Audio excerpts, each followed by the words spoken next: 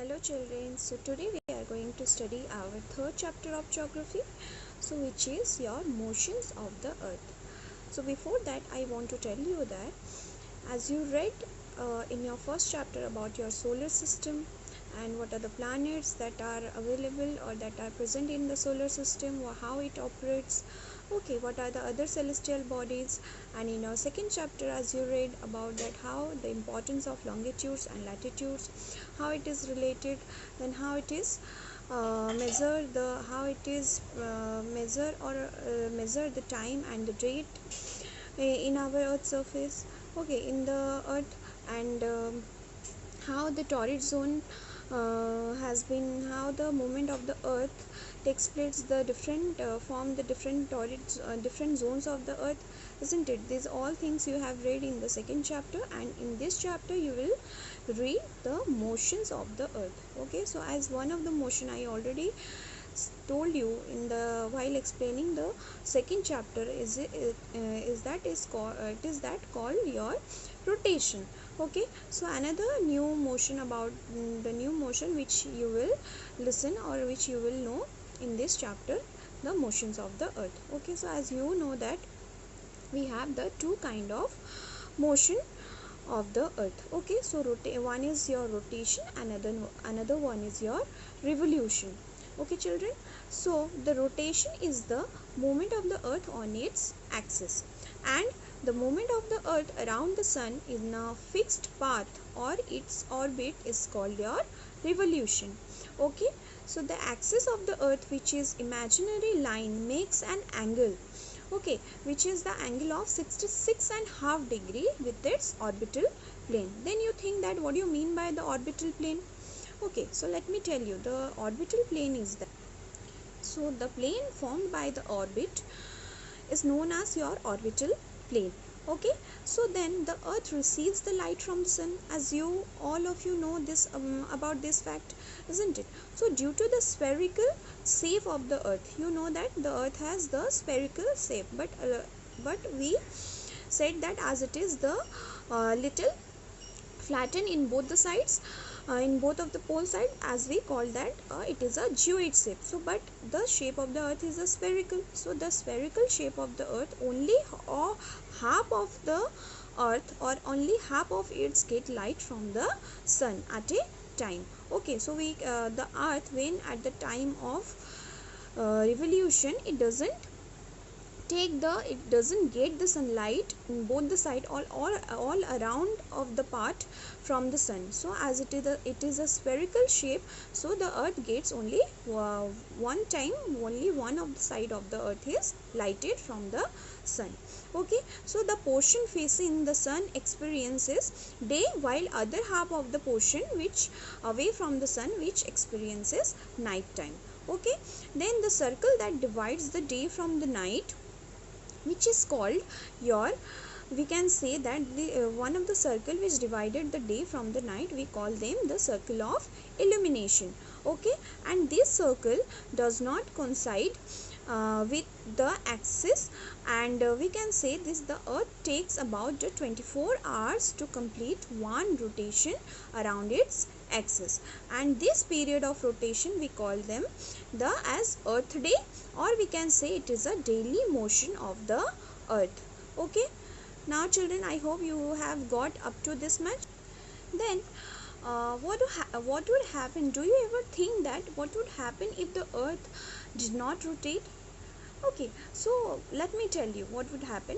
The portion of the earth facing the sun would always experience day, and thus bringing continuous warmth to the region, and the other half of the remain in darkness and be freezing cold all the time. So life would have been possible in such extreme conditions. Okay, so this kind of extreme conditions, the life would not be possible. Okay, so for that reason the movement of the earth is much more important, and we can say the rotation and the revolution is the most extreme part which happen on the earth, or which is happen with the earth. Okay, so next let me tell you the next portion of the content this chapter, which is called your, which is about your revolution part. Okay, so this, which I already said, this is all about your rotation part, and now you just listen to me, this is about your revolution part. So the second motion of the earth around the sun in its orbit, it's called your revolution. So do you ever heard about the leap year?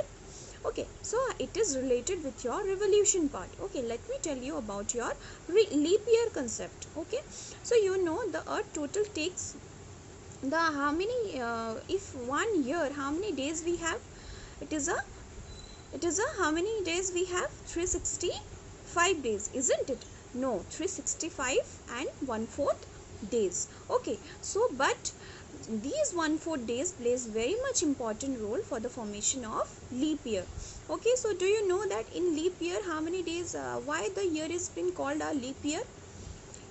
So if a year having in the month of February instead of 28 days, if it is coming 29 days, then that year we will call the leap year. Or we can say, if a year instead of 365 days, if it is a 366 days, all a total, so that particular year we called as a leap year, isn't it? So let me tell you how this leap year takes place, or how this leap year formation formed. Okay, so you know that the earth takes 360, the revolution, let me tell you this, the earth takes 365 and 1/4 days to complete one revolution around the sun.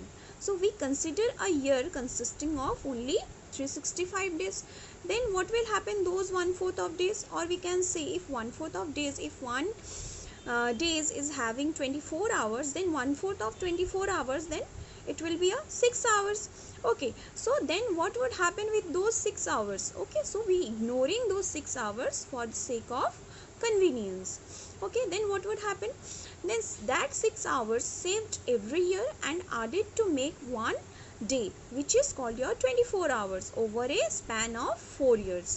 Okay, then this surplus day is added to the month of February over a span of 4 years, and that year is consisting, in that month of February, instead of 28 days, it is the total number of days in the February is 29 days, and the total number of days in that leap year is having, instead of 365 days, it is total 366 days, and that year we have called, that is a leap year. Okay, so then after, do you know about the elliptical orbit? So what do you mean by the elliptical orbit? So we can say that the earth is going around the sun in an elliptical orbit or elongated orbit, isn't it? In a fixed orbit. Yeah, I already said in the chapter 1, I already explained about this elliptical or elongated path. Okay, so now just tell me a year. So why this revolution is important? What is the importance of revolution? Why we need to get more information about the revolution? Because due to this revolution, a year usually having or observing the different kinds of season. Okay, so due to this revolution, we are observing the different kinds of season in one year. So like your particularly a year observing like your summer, winter, spring and autumn seasons. Okay, so now I will explain you how does this revolution takes place, the occurrence of different seasons in one year. Okay, so seasons changes due to the changes in the rotation of the earth around the sun. Okay, so do you ever heard about this summer solstice and the winter solstice? What are they? So these are, we can see those periods which occur or which fall on the summer season. We can say the summer solstice, and those seasons or those days are come under the winter season. We can say that winter solstice. Okay, then how these summer and winter solstice fall or the observed by the people on the earth's surface? Due to the rotation of the earth around the sun, means the movement of the earth around the sun, it is called your revolution. Okay, so like this we can say on the we have taken the date period like your 21st June, the northern hemisphere. So the northern hemisphere is tilted towards the sun. Okay, so as a result, what would happen if the northern hemisphere tilted at the date of 21st June tilted towards the sun? The result, the rays of the sun falls directly on the Tropic of Cancer. As you all know that you read in the different latitudes, the major important latitudes on the earth which lies, isn't it? So Tropic of Cancer is one of the important latitudes, and which falls in which areas?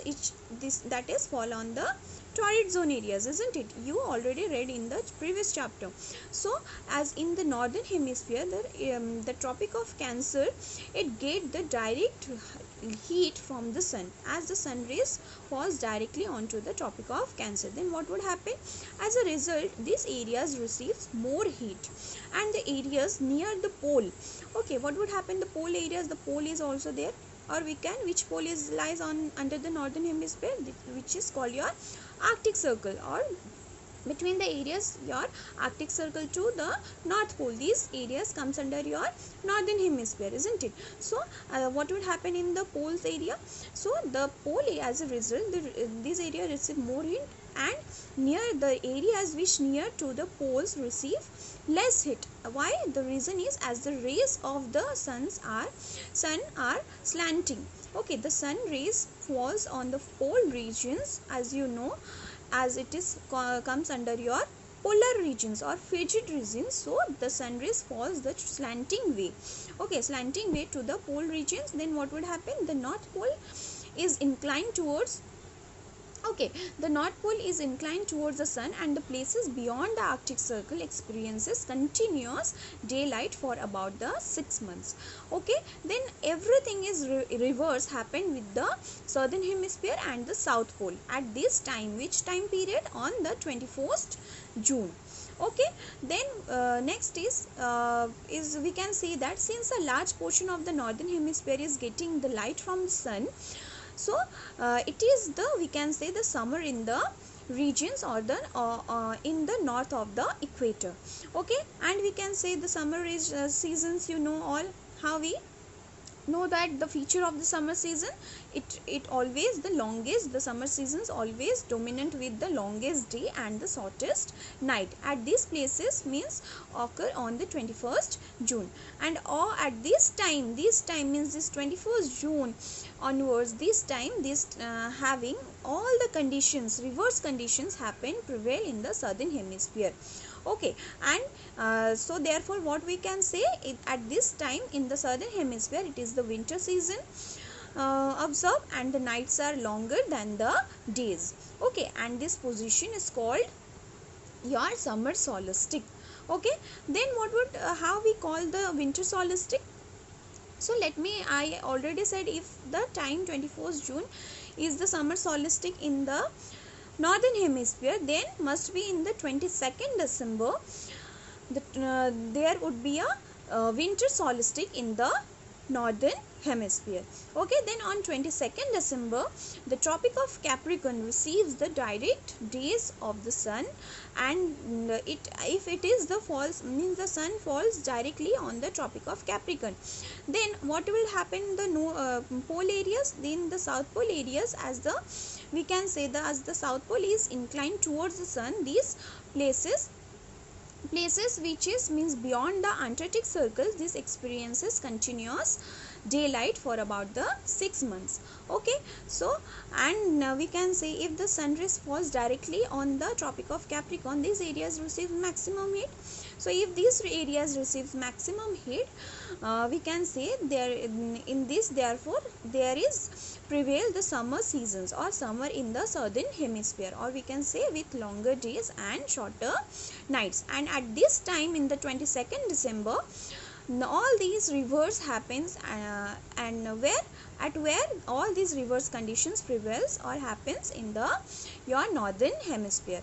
Okay, and this position of the earth is called your winter solstice. Okay, so children, I hope you have understood about your summer solstice and winter solstice. Then let's move towards our two important things, which is called your two important dates, which we call them as equinox. Okay, so what are those dates? The dates are on your 21st March and your September 23rd. So why we call them as equinox? Because the direct rays of the sun fall on the equator.